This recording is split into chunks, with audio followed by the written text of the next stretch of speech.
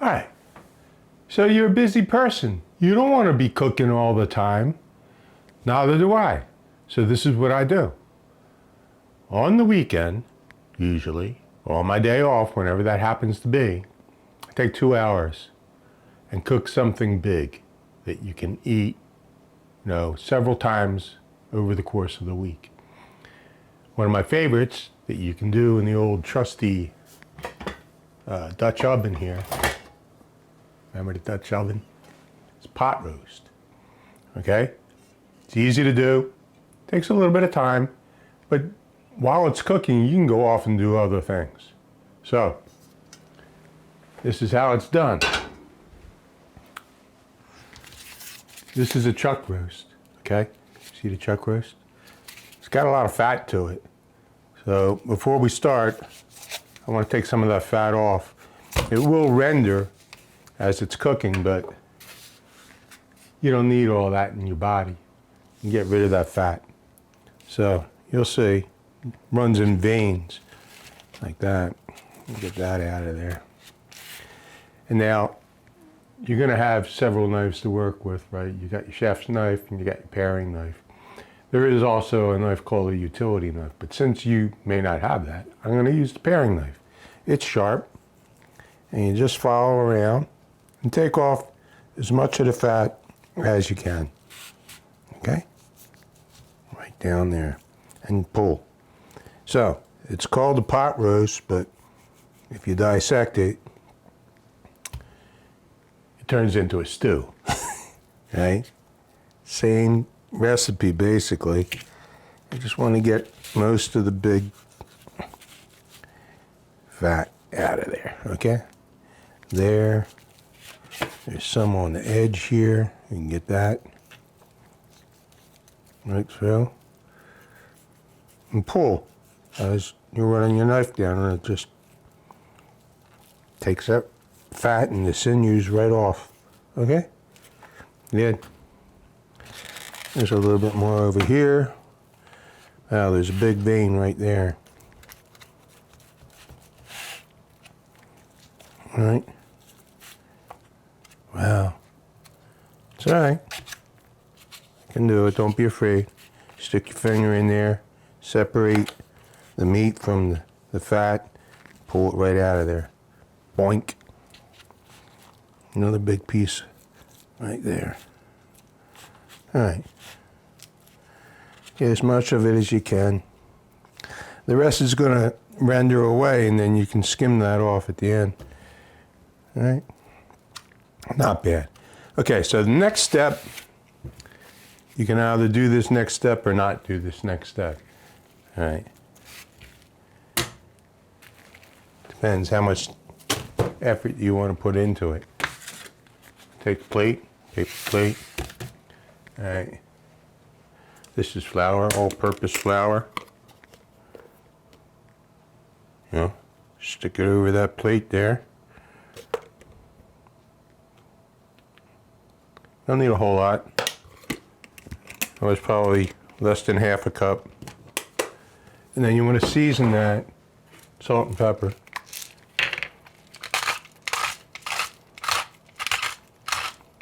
Good. This happens to be sea salt. You can use kosher salt. I like kosher salt. For some reason, I picked up sea salt. Okay. Mix that around a little bit. Take your roast. Ooh, got away from me. And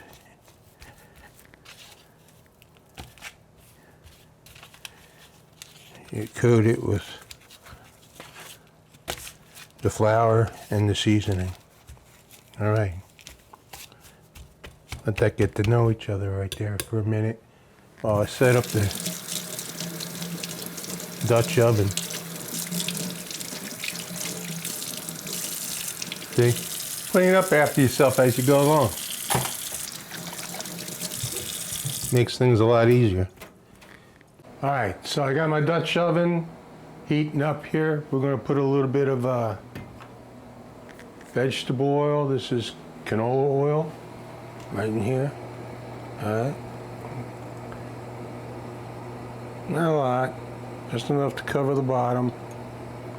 And I'm gonna have that on like medium high to start with. And the idea is we want to brown the entire roast. Here we go. So, the tongs come in handy here. Here we go. Side one. Down it goes. Now, the secret here, don't touch it. Leave it there for at least 3 minutes. Might take a little bit longer. I'm going to turn it up a little higher. Still medium high. Okay? 3 minutes. All right, it's been about 4 minutes, 5 minutes, actually. I'm going to give it a turn.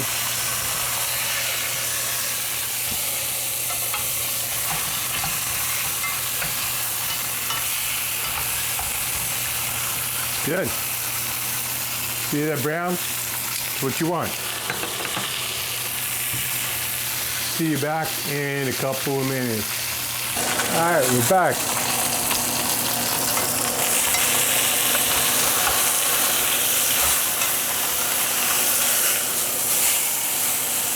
Turn that up there on its side. Turning down the heat a little bit. Plenty hot. And just hold it there.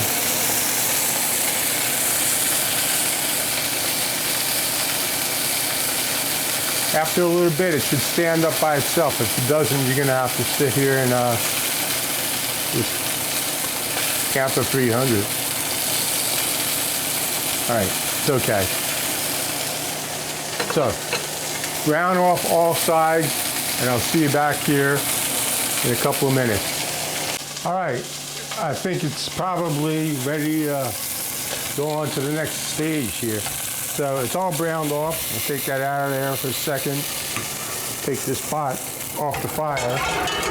Okay. Now for the next part of this, you're gonna either use some tomato paste, if you have it, and you put that in there in about an ounce, okay, or a tablespoon. Put a tablespoon of tomato paste in there and let it cook for about 30 seconds, and then we move on. Now, I'm not going to use that because I got something better. Here. This was from last Sunday. It's gravy. We call it gravy around here. You might call it tomato sauce, right? It's homemade, and it's got all the seasonings in here already, so I'm going to put about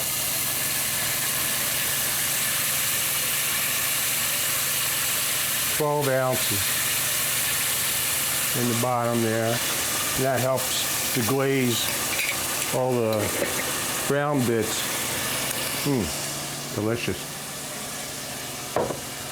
All right, got my wooden spoon. Scrape up all those bits. And that's going to enrich in this. All right, it's good. There we go. All right, so I preheated the oven to 325. You can do this in the oven or on the stove top. This is a braised dish, so it means it's cooked with liquid. All right, so that looks delicious already. You could just take a spoon and sop some of that up with some bread and good. All right, so I have a can of diced tomatoes. Doesn't necessarily have to be in there, but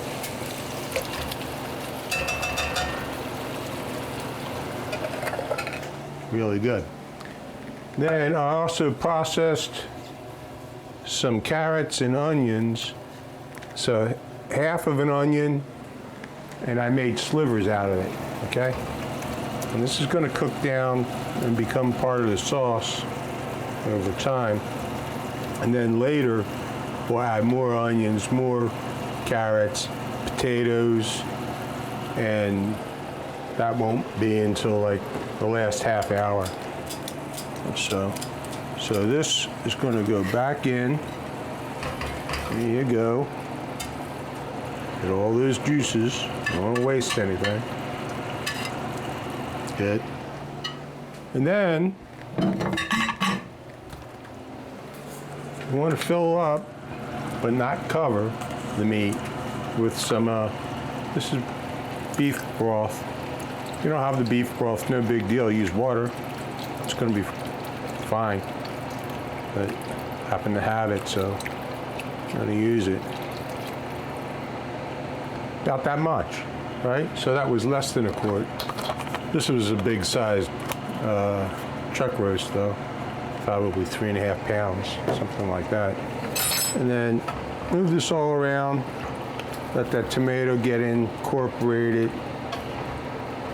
All right, good. Then seasoning.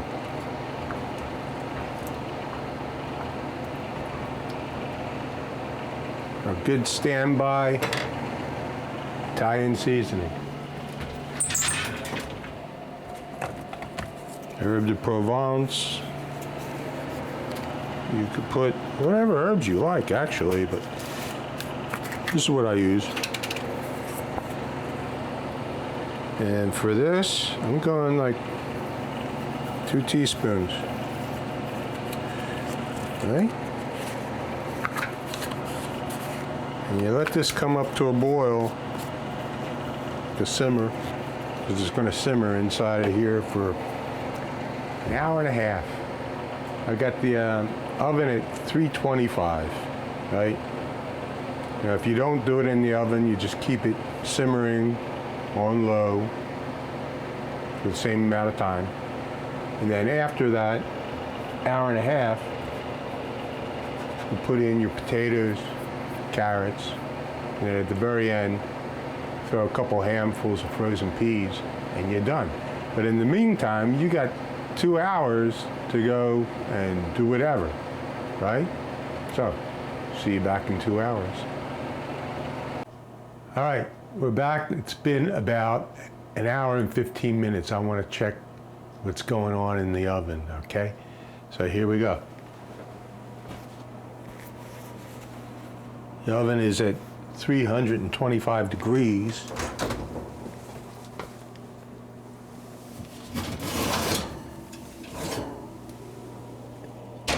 All right, take that out. Take a look, see what's going on. It's simmering nicely.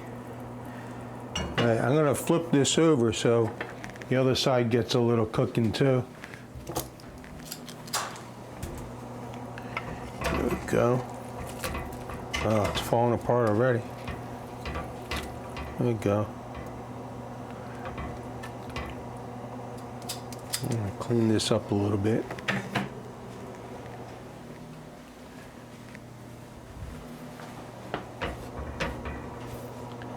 Here. Just keep it cooking while it's open like that. All right, time to put the other ingredients. Over here, I have the onion.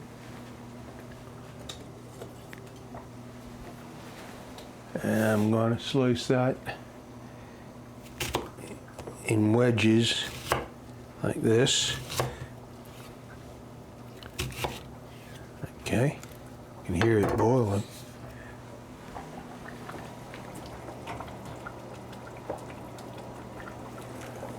Put that in there. And these carrots are too big the way they are right now, so I'm going to slice them in half that way and half this way. That'll help them cook faster and be more manageable to eat. This one's just like that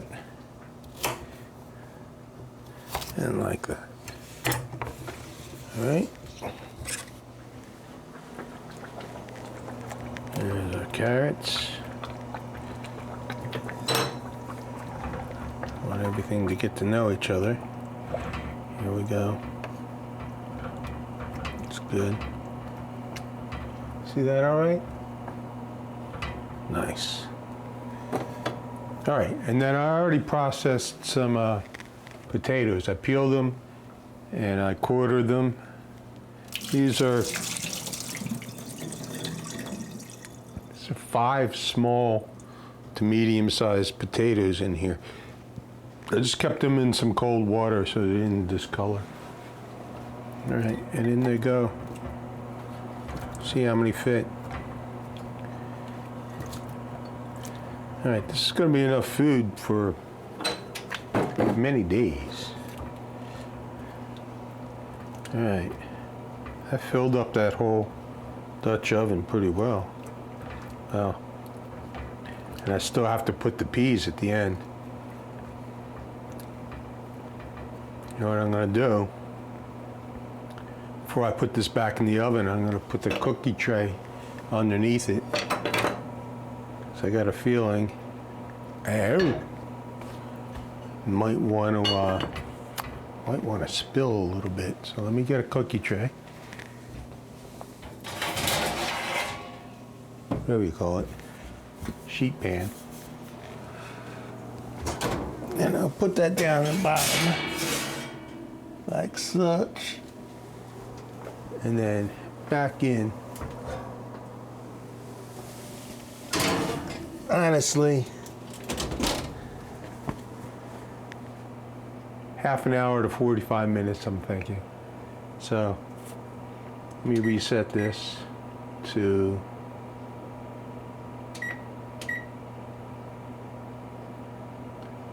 I'll put 30. Check it then. And I'll put the peas and give it another 5 minutes and we're done. All right. Good. Try to keep everything clean. See you back then. All right, we're back. Ready to check out the pot roast. It's been almost 2 hours altogether. Just going to throw some peas in here and we're done. Here we go.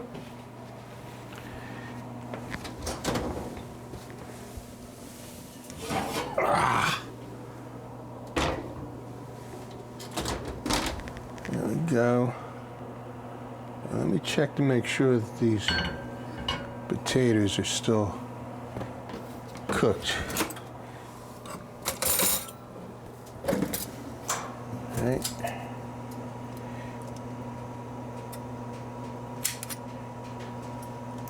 They're cooked, but they're not mushy. Let me try a carrot.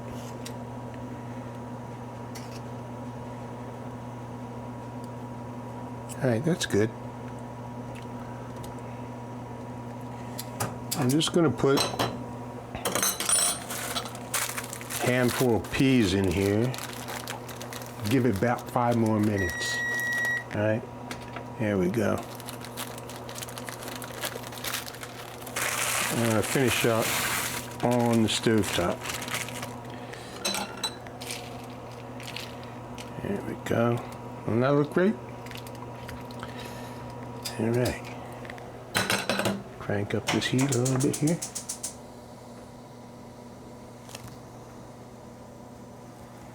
We'll be back in 5 minutes. All right, it's done. Let's plate it up, see what we got here. Oh yeah. Here we go.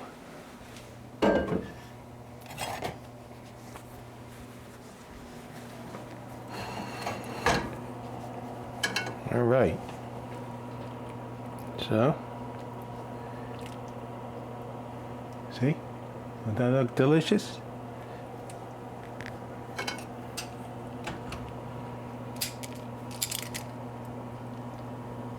Here it is. Pot roast.